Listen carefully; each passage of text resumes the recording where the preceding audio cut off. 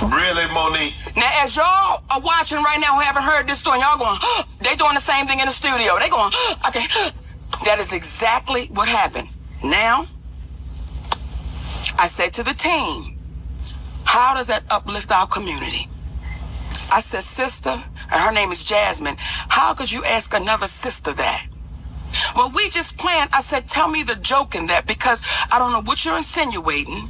Then you're involving people that have nothing to do with nothing. Like, what are y'all doing? So I said, I'm going to call my brother.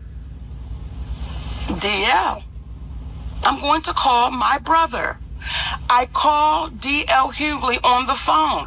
I say, hey, baby. Yeah. Huh? That's how he responds. Yeah.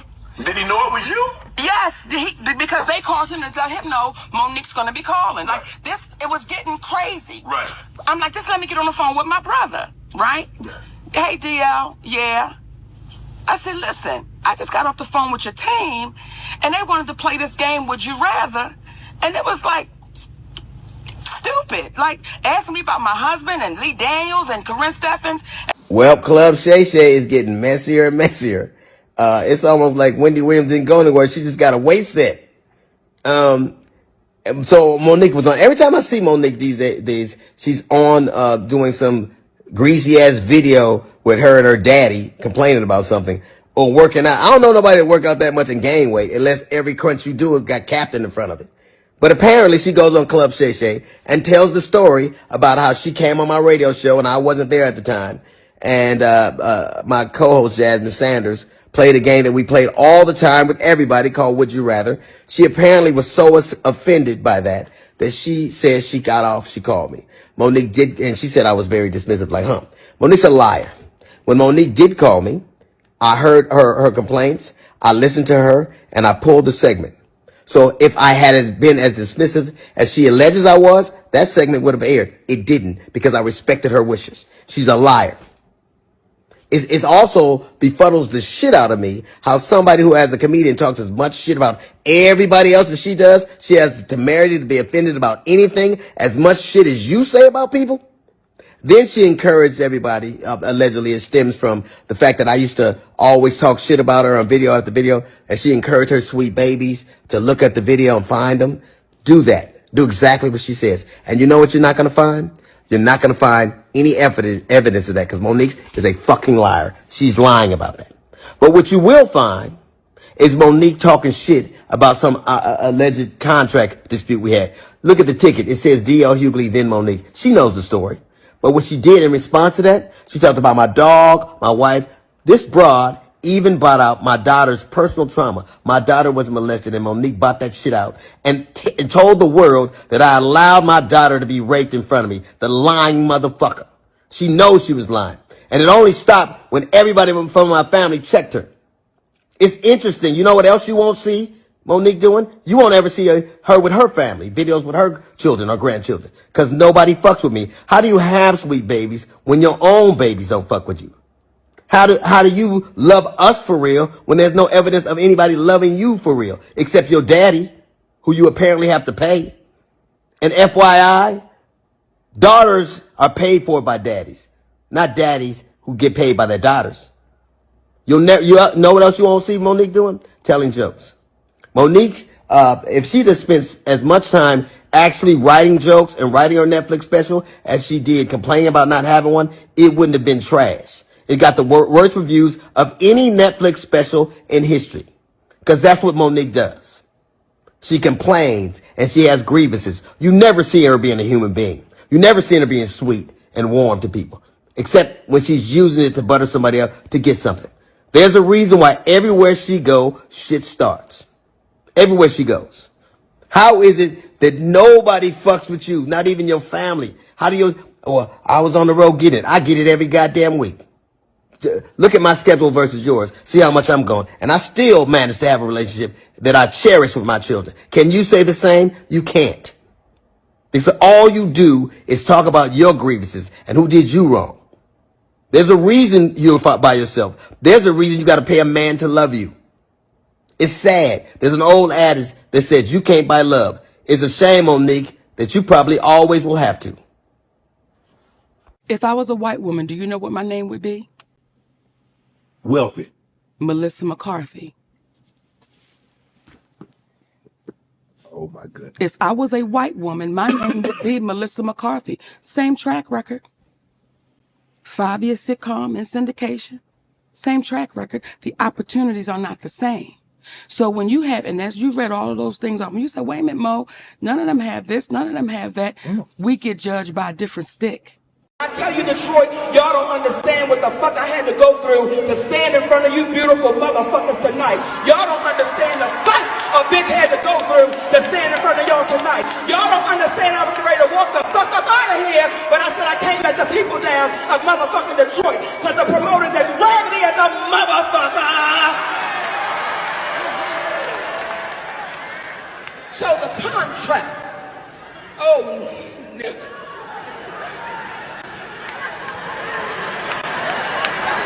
The motherfucking contract said that a bitch is the headliner.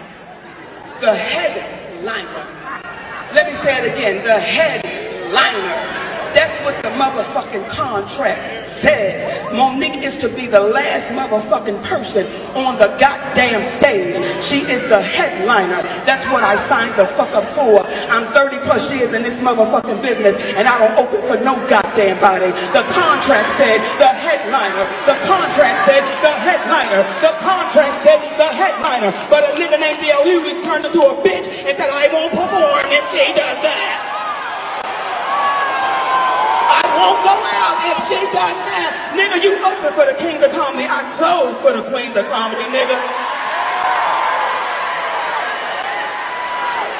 I don't fuck with nobody. I don't fuck with no motherfucking body. But when you cross the line with me, nigga, you have crossed the motherfucking line. And that bitch, nigga, has crossed the motherfucking line. See, we got a history, nigga. We got a history. That nigga went on a tour talking about all Monique wasn't. You can Google it right now. D.L. Hughley on Monique, all I wasn't, what I wasn't worth, all of this bullshit, and nigga, you put your feet under my motherfucking table.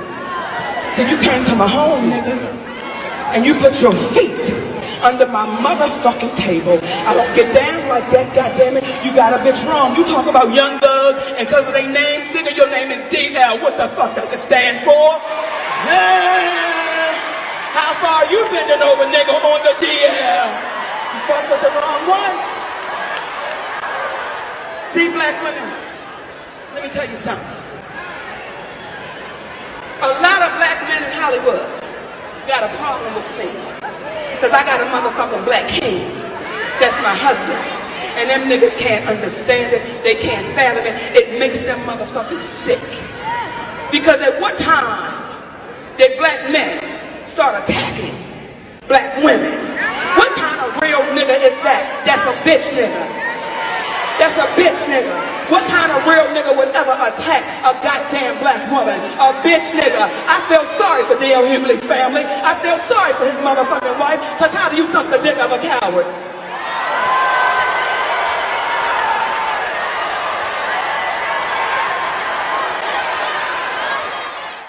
To my husband? Right. When I heard Oprah say, and these are her words, not mine, she said, when I be stressed out and I be going through it after the show, I will come home and Gail could calm me down and put me to sleep. What you say? What's that, man? Okay, then you said it. I'm going. Nope. Oh, I'm gonna get Oprah on here. I'm gonna get Oprah on the show. But those are her words. So I believe that partnership is partnership all the way around. I made the quintessential mistake, the horrible mistake that like Tyler Perry, like Lee Daniels, like Oprah, like all these people of saying yes to you. And it is an occupational hazard. It is my fault. I have learned my lesson. You didn't just, and the thing that bothers me the most isn't the things that you said, because I know who I am and I know what I do. And I have a pristine reputation, and everybody who knows me know what I'm about. It's this whole, my dear, my babies, I love you for real, which is so transparently false, it is ridiculous. But the thing that was really the most annoying, the thing that was really the most bothersome, is after a terrible couple of weeks where people were being slain in Buffalo, where people were being slain, kids are getting slain in school, and people had come to a comedy show to get away from all of their problems, you besieged them with yours.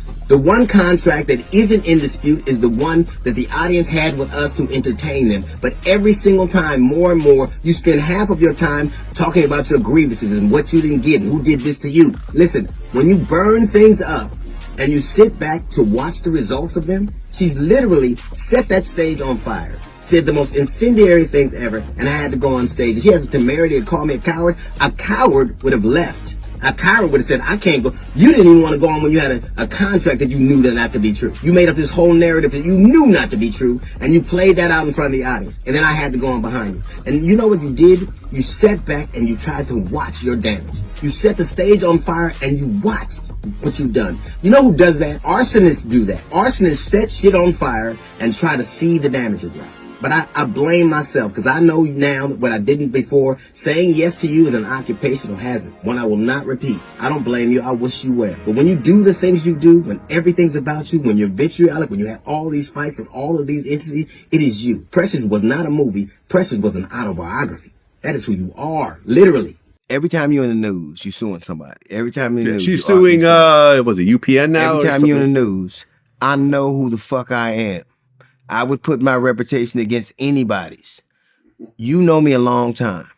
Yep. Have you ever heard here's the ultimate test. Everybody I've ever worked with will work with me again. True.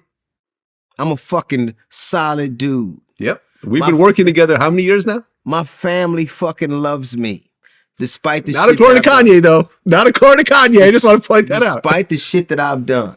Right. Despite all the horrible shit I've done. Yeah. I'm as solid as they come. Can you say the same? I ain't got to sue people or call people out. I ain't got to argue. I just be who the fuck I am and do what I do. Yeah. Everywhere, you know, the Hulk, every time there's a fight, every time he gets mad, he turns green. Yeah. But everywhere he go, he tears shit up. Maybe it's you. Right. I agree. I'm as solid. My children will openly talk about how much they love me. My granddaughter, show me a picture of you with your family. One, anywhere, of somebody loving you. Anywhere. Apologize if I hurt anyone's feelings because that was never my family. I want to publicly apologize to his wife and his baby if I hurt their feelings because that was never my goddamn intention. I never meant to hurt their feelings over that.